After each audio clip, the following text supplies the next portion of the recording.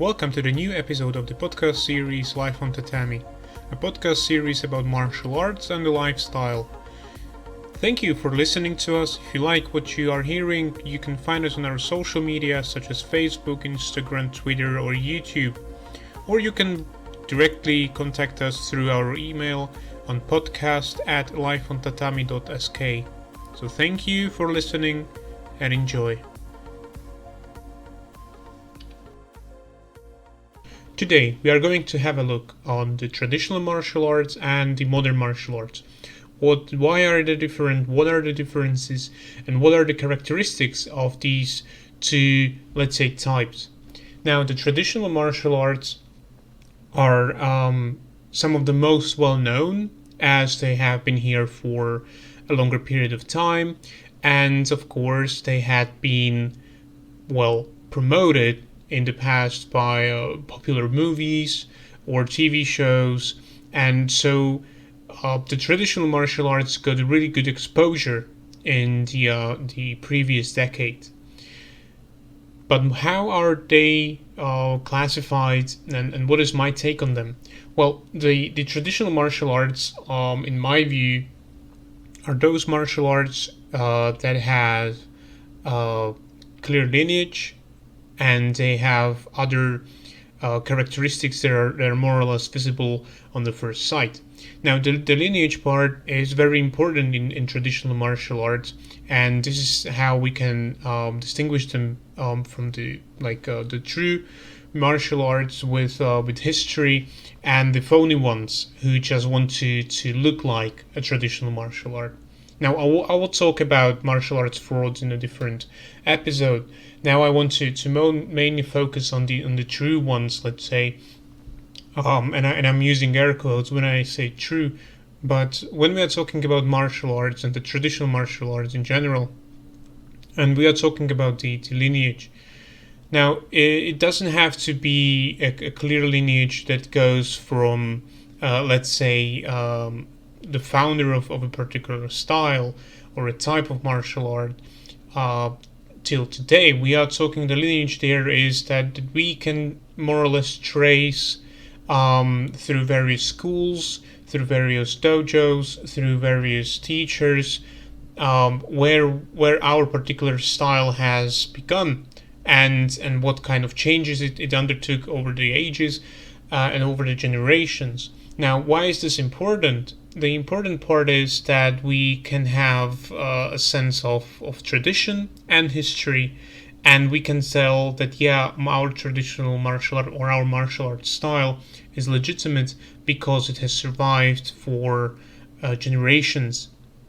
Now, the other characteristics of traditional martial arts are more or less visible on first sight.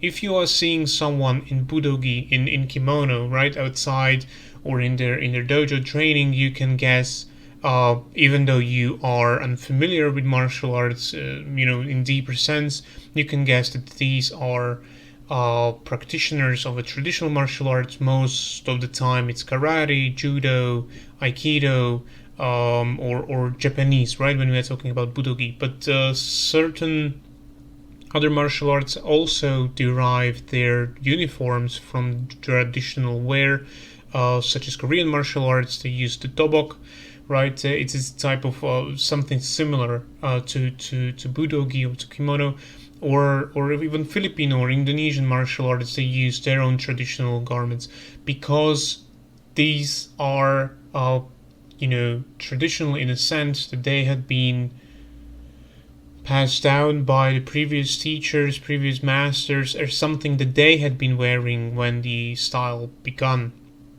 Most of the time, those are traditional wear of that particular region, and therefore they had been using those kind of wares or clothes for their training. Now, the other part is how the training is conducted. Whether there are certain ways how you address your instructor, or how is the particular hierarchy done in a particular dojo or in a particular club. The traditional martial arts, they are mostly about these traditions and the way you act towards your elders. Elders in this sense doesn't necessarily mean someone who is older than you in age, but elders in training, elders who had been there before you, had been training before you, so they have been using some kind of a belt system, for example, to distinguish between certain ranks. You do not have to have belt systems in every traditional martial art. This is more or less something that comes from Japan, and it's being used in Korean martial arts as well. But there are certain ways how to distinguish between a master and his close students and their students or juniors. Now, the traditional martial arts, they had been very different to the modern martial arts in two ways, basically. One is that you have clear lineage, or more or less you should have clear lineage, but it's not the most important one. The most important one is how you train.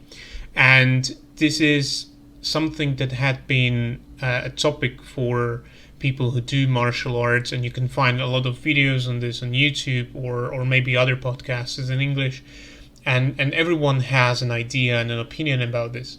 Now, most of the people will say that the modern martial arts are more effective, or they use working techniques, and this might be true, and I say might. And there are several reasons why I say might. First of the reasons is that once you have a style that has been here for generations, you inevitably come to an situation or to a time where your master has shown his students a way how he practiced and how he learned. He might have learned from his master, now he just coined the style, or he might have taken up his skills through various situations. He might have been in the army, or he might have been fighting for his life. He might have been studying under various masters, and now he proclaimed himself a master, or someone else proclaimed him a master, or handed over the legacy of a certain style. And what happens is that once that teacher starts to teach his students, then it teaches them mostly what he knows, what he can do best, and what he thinks is the best. So you have this kind of discrepancy between what might he had been taught and what he's teaching, forward, and you might have techniques lost or meanings lost. And now, if you take into the view that you have this master that had been alive 100 years ago, and now you have this fourth, fifth generation of instructors growing up, you have 4, 5 generations, decades of people teaching that style and adjusting it to their abilities and needs, right? So if you take into this that it is not effective, it might not look the same as it was designed originally. But there are martial arts organizations that are trying to preserve as much as it was, let's say 100 years ago. And if they are doing a great job, then you can really see how the techniques were trained before. And the loss of knowledge is very limited. There will be some, of course, but it's very limited. And some martial arts clubs or styles or organizations, they conduct even the training, warm-ups, everything the same way. They have it almost scripted, right? You can have deviations from the script, but the core is scripted. And they do this because they want to preserve a certain aspect of the martial art, and they want to preserve a certain way how they train, so nothing is left out. Is it good? In a sense, yes. The good thing is that if you are traveling or you moved from one area to another or one city to another, but you can find a school that is part of the organization, you can easily join up, and they should be doing almost the same thing as you had been doing in your previous club or dojo. It is good, and it has its downside as well. One is that you prohibit, you do not prohibit, but you limit creativity. It's up to the trainer. So if you have a creative trainer, they will find a way. And if you have an instructor that is very limited in their understanding of the style, understanding of the script that they have, they will only teach by it, and they will only follow it. So this is something that needs to be considered. But what I wanted to say is that if you have a point that these techniques in traditional martial arts are not real because we have developed as a society, or these techniques have not been stress tested, or these techniques just don't work because your instructor and their instructor and their instructor, they were not fighters, they were fishermen, or they were bus drivers or something like that, so they do not have this contact with reality, and therefore what you are learning or what they are teaching is not connected to the reality. From one point of view, for sure, yes, this is a valid point, but I would like to propose a different take on this. Imagine that you are following a traditional style which has a clear lineage, and your instructors had been training under the chief instructors and the organization itself, because usually there is an organization that encompass the whole clubs and the whole style. Now, if the organization follows the teaching closely and they have been working with it, you can be sure that the techniques that had been passed down were the ones that were functioning in certain situations. Because you have to imagine that if you are now training Filipino martial art, some family style, I guarantee that at some point of time, the old masters, a couple of generations back, that they had been using this in the streets for whatever reason they might have. And this is something that needs to be on your mind, that the techniques that you are training are functioning. When they are not functioning, you are simply not doing them right. I know this is not a popular opinion, and a lot of people will tell, but if you are training, then the technique should work. Yes, but what might have been lost is the understanding of the movement that you are trying to do. And most of the time, if you are training traditional martial art, the art part of it is perfectioning your technique, and you can perfection it through forms, through kata. You can perfection it through drills, through focusing on your technique, and doing it over and over and over again, and then someday it might click. It is not very popular if you want to learn something quickly, and I'm not saying that the modern martial arts are for learning something quickly. I'm just saying that if you have a point about it, okay, these techniques are not stress tested. Sure, they might not have been stress tested in the last 20 years, but before that they for sure were. And it is up to the instructors, and it is up to those who carry the legacy to test those techniques, to work on those techniques, and to really try to understand as much as they can and as deep as they can. Because if they only blindly give in that something was working 100 years ago, it must work now, and they do not take into consideration that there had been 100 years before the technique was being taught for the first time, and the technique being taught now, and in those 100 years a lot of understanding might have gone missing, and you have to discover it again. And this is something that should be very helpful for you as a martial artist and traditional martial artist is to question your instructor, question your master, not to belittle them or question them that if they really are a master, but question the things they show you.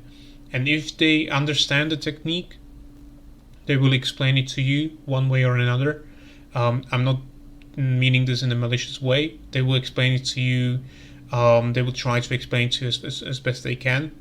Or if they do not understand the technique, but they still teach it because it's part of the script, they might have epiphany to try to go deeper in it and to question their instructors and their masters. So if you are there on the training and question what you see and question whether it works and do this, it should not be about belittling the particular style or your instructor and trying to prove them wrong. It should be about understanding. And if you understand it correctly, and if you do not understand something, ask. Do not blindly take in, and do not blindly follow. Just have an open mind, and ask and question, of course. Now, the modern martial arts are very similar to the traditional martial arts, and they are different in certain ways. But I want to talk about first how they are similar, how they are the same, basically. Now, if I talk with someone on this topic, I always say that there is no such thing as a modern technique, because the movement of the body is still the same, and it has been the same for thousands of years. And the joints, they move in a certain way. The punches work in a certain way. You can kick a certain way. You can train differently. And that is the thing that you can do differently. You can train differently. You can focus differently on a certain aspect or a certain part. You can omit kicks because you think they are not effective. You can focus some on joint locks, on drills on the ground. You can take and perfect some kind of technique. You can perfect a joint lock because you have found a different way how to get to the end and to apply the pressure, apply the lock, a joint lock.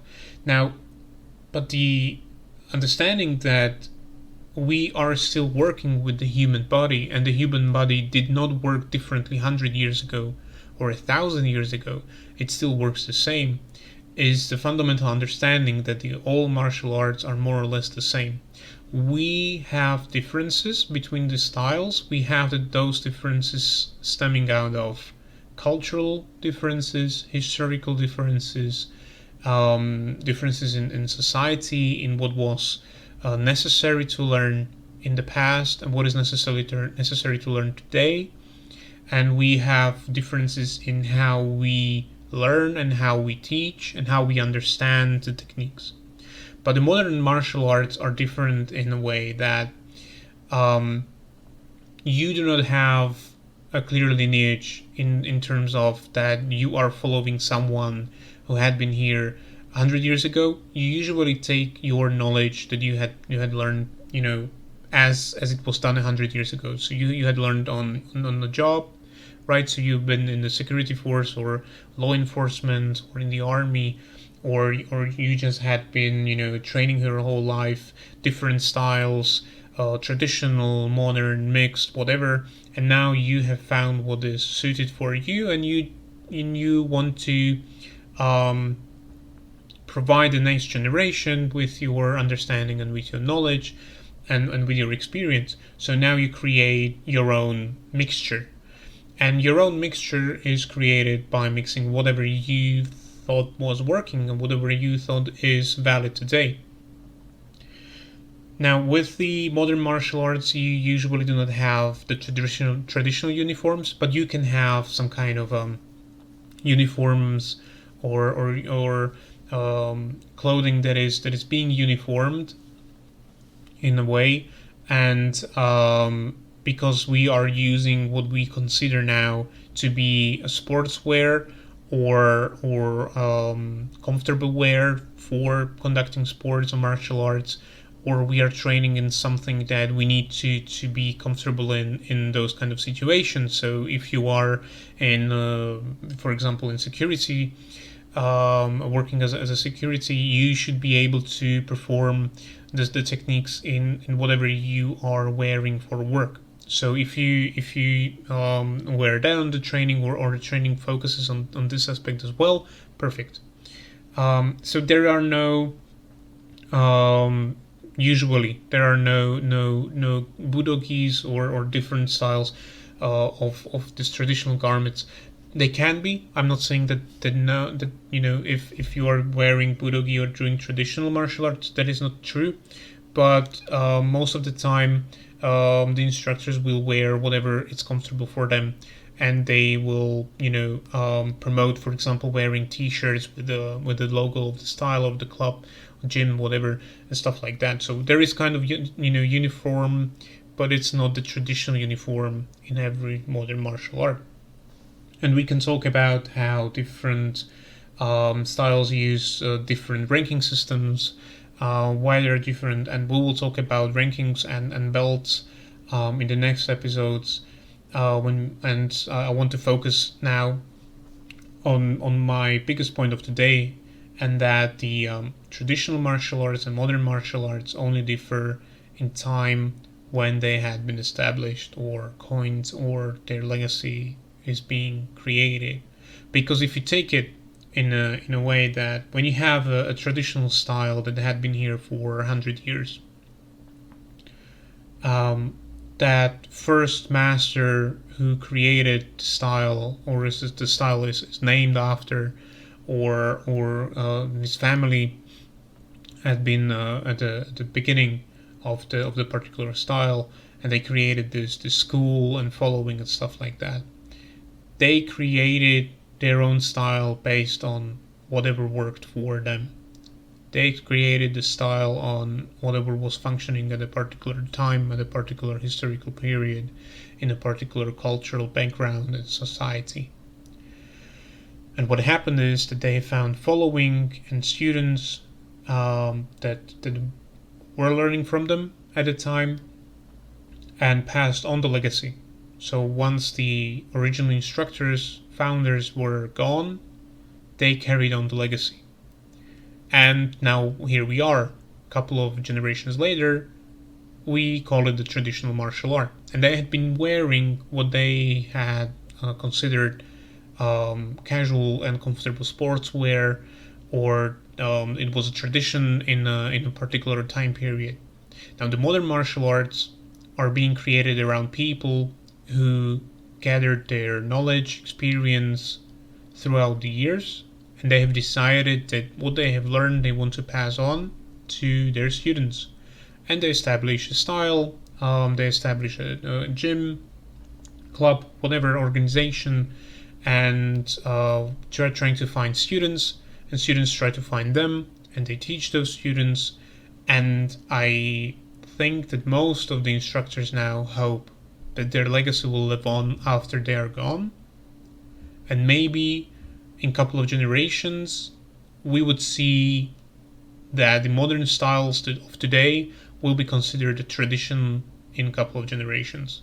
So if you are out there telling people that if you are wearing budogi, you are wearing your PJs, and you are doing a fake martial art because you're doing karate, or you are out of touch because you are doing aikido or judo, or you are trying to follow traditional forms of a certain style from Indonesia, whatever. Just try to think about what you're doing now and how it might look in 50 years or 100 years.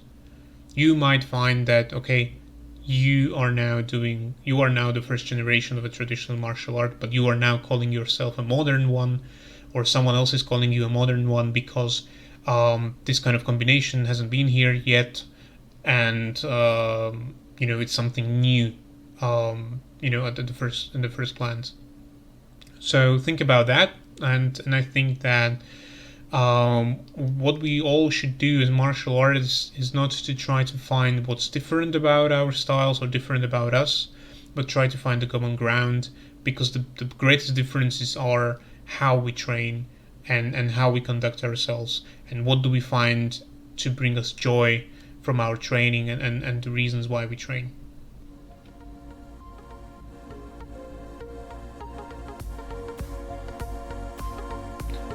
So that was it for today's episode. Thank you for listening to us, and if you like what you're hearing, let us know through our social media such as Facebook, Instagram, YouTube, or Twitter, or directly to our email podcast@lifeontatami.sk. Thank you for subscriptions, feedback, and see you next time.